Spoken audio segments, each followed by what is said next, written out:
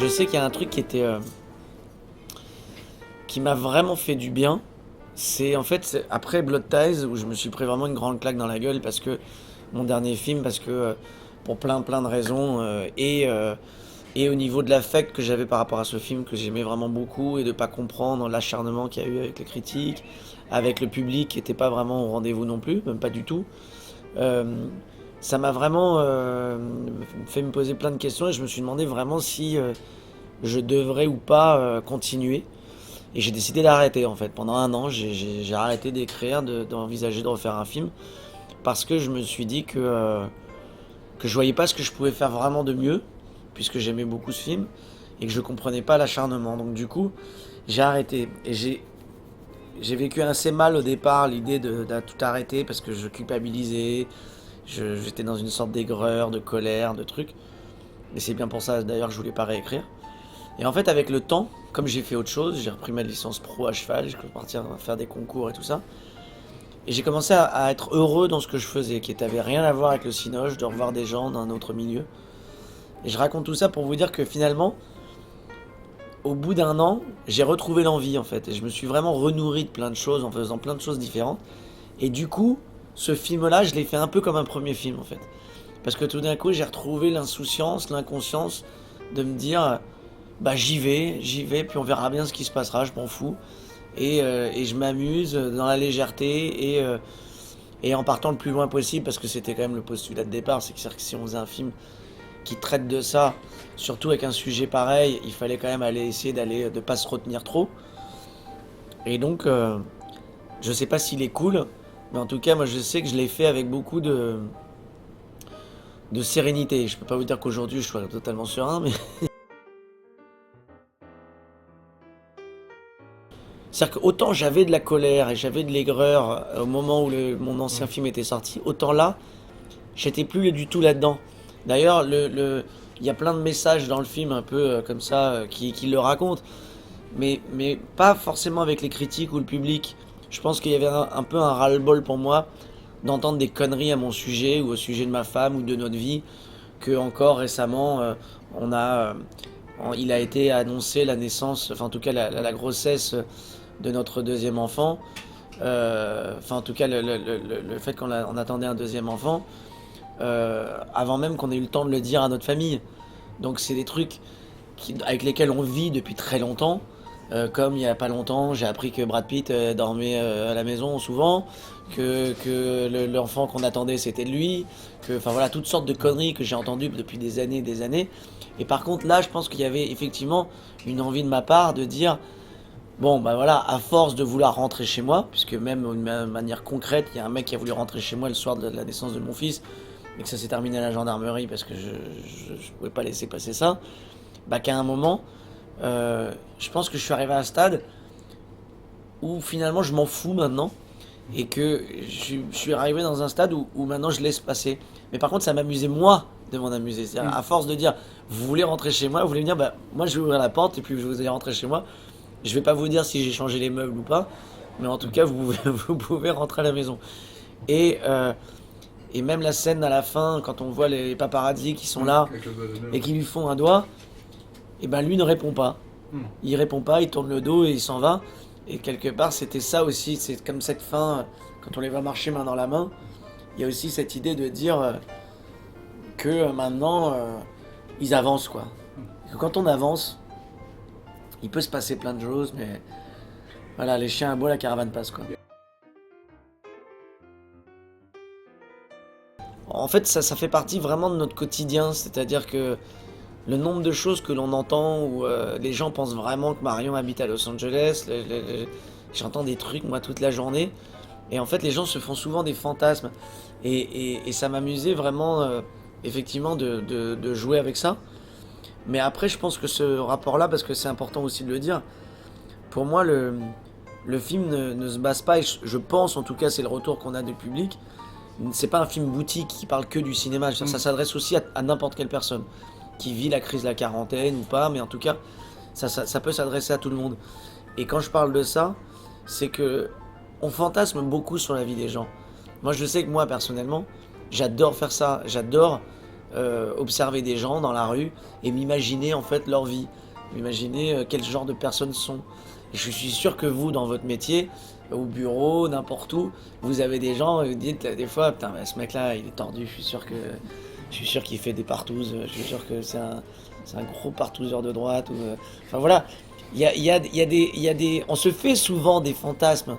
Et d'ailleurs, des fois, on est surpris parce qu'on voit des gens, soit par rapport à leur physique, soit par rapport à...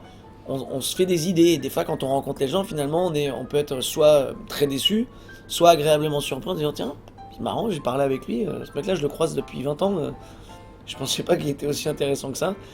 Et c'est ça aussi qui m'intéressait, c'était de montrer, encore une fois, ce truc de cette société qui se regarde le nombril et qui finalement va pas plus loin que ce qu'on vous raconte. Et quelque part, le message, c'est aussi arrêter de croire ce qu'on vous raconte. Arrêtez c'est-à-dire que il y a des gens dans la salle où on va qui nous disent, mais Marion, elle fait elle cuisine. Bah ouais, elle cuisine, ouais. Non mais elle cuisine, enfin elle fait de la cuisine quoi, elle cuisine vraiment des plats que vous mangez. Bah oui. Et les gens ils ont du mal à imaginer que on mange, qu'on mange pas que au restaurant, que on n'est pas.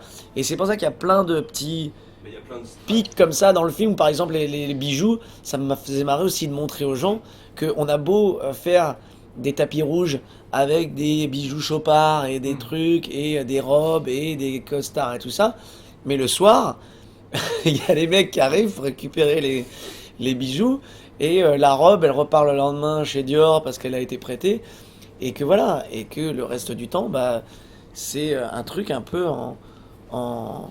Et je pense que c'est aussi le fruit de réactions que j'ai pu voir, parce qu'aussi on a commencé à avoir un enfant, et que quand on a un enfant dans la maison, il y a aussi des nouvelles personnes qui interviennent dans la maison, à savoir la nounou, des gens qui viennent nous aider, tout ça. Et donc les gens, ils nous voient dans le quotidien. Ils nous voient dans le quotidien, au calbut, traverser l'appart pour aller chercher une bière, pour faire un truc. Et que du coup, les gens, des fois, je vois dans le regard qu'ils sont surpris de se dire c'est bizarre qu'il traverse son appartement en calbut. Ben non, c'est comme tout le monde. Enfin voilà. Ah bah complètement. Oui, évidemment. C'est-à-dire que ce qu'on raconte à la fin avec Marion, qui tout d'un coup est en larmes parce qu'elle pourra pas faire son film avec le rôle de la bègue, parce que c'est Léa Seydoux qui va lui prendre le rôle, c'est quelque chose qu'on entend constamment, c'est-à-dire chez l'acteur. Alors, on parle de l'apparence et du vieillissement, parce que moi, ce qui m'intéressait aussi, c'était de montrer le vieillissement chez l'homme. On en parlera moins que le vieillissement chez la femme, la manière de se voir vieillir, de se sentir vieillir. Mais en fait, quand on est acteur ou actrice, on le sent. On le sent, mais pas seulement même dans l'apparence, c'est-à-dire même dans la fréquence dans laquelle vous travaillez. Par exemple, moi, avant-hier, j'ai été à la soirée des Césars des espoirs, enfin des jeunes, ouais, des jeunes espoirs. Et on m'avait demandé de parrainer, en fait, lui m'avait demandé de parrainer Marc Rushman, qui joue dans le film de Berry. Et ce qui est très amusant, c'est que là, la promotion du film en ce moment, le fait qu'on entende parler du film, je croise des gens du métier qui ne s'adressent pas du tout à moi de la même manière qu'il y a un an où je suis un peu plus dans le creux de la vague, où je viens de faire Blood Ties et que ça s'est pas bien passé, et que voilà.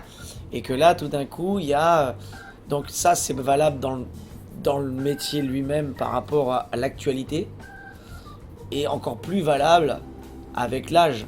Et on le voit comment certaines personnes sont mises un peu à l'écart, ou mises à l'écart, certaines comédiennes, dès qu'elles ont un peu quelques rides, ou qu'on les voit un peu moins, quoi. Et c'est très très dur à... C'est très très dur à accepter. Enfin, en tout cas, moi, j'ai pas encore ressenti ça de manière blessante. Mais le film est parti de là. Le film est parti d'une interview où j'ai une jeune journaliste, qui me dit que je suis pas très rock, quoi. Et je lui dis, mais comment ça? Elle me dit, bah, par rapport à la jeune génération, Gaspard Ulliel, tout ça. Vous, vos chevaux. Alors franchement, c'est horrible à dire parce que c'est peut-être très prétentieux, mais ce film-là, on l'a fait tellement dans un plaisir, dans une énergie, dans une légèreté, sans se prendre la tête, vraiment une insouciance, que ça n'a pas été dur en fait. Avec Philippe Lefebvre et Rodolphe, que je connais depuis très longtemps, on s'est vraiment marré. Ce qui a été plus dur pour moi, je pense, c'était de l'accepter. C'est-à-dire que moi, je pouvais aller très très loin dans la dérision et leur proposer des trucs bien trash. Ils me disent non, tu peux pas parler de ça, c'est pas possible. Ils me censuraient sur certains trucs. Et eux, des fois, ils partaient dans des trucs qui étaient pas si trash que ça, mais le fait que ce soit pas moi qui l'aborde et que tout d'un coup c'était un thème qui m'emmerde un peu plus, des fois je dis non, on va pas parler de ça. Mais, bah si, tu peux pas ne pas parler de ça. Et donc des fois c'était un peu plus dur pour moi d'accepter leur délire à eux, en fait. Sinon non, sinon ça n'a pas été dur. Le tournage a été compliqué techniquement parce que réaliser et jouer c'est très fatigant et que des fois j'arrive à 3 heures du mat au maquillage le matin et que mais ça a été un vrai bonheur. Autant il y a des films sur lesquels j'en ai vraiment chié comme Blood Ties où ça a été vraiment compliqué, autant celui-là je serais vraiment vous mentir que ça a été dur quoi. Après j'ai rarement pris autant de plaisir à en parler aussi parce que ça traite de thèmes qui, je trouve, font tellement partie de notre époque et de ce qu'on vit actuellement que, en plus, je trouve ça. Enfin, ça m'intéresse réellement et donc, non, franchement, j'ai que du plaisir. Tout ça, c'est quand je vous disais qu'il y avait plein de choses qui partaient des bases de vrai.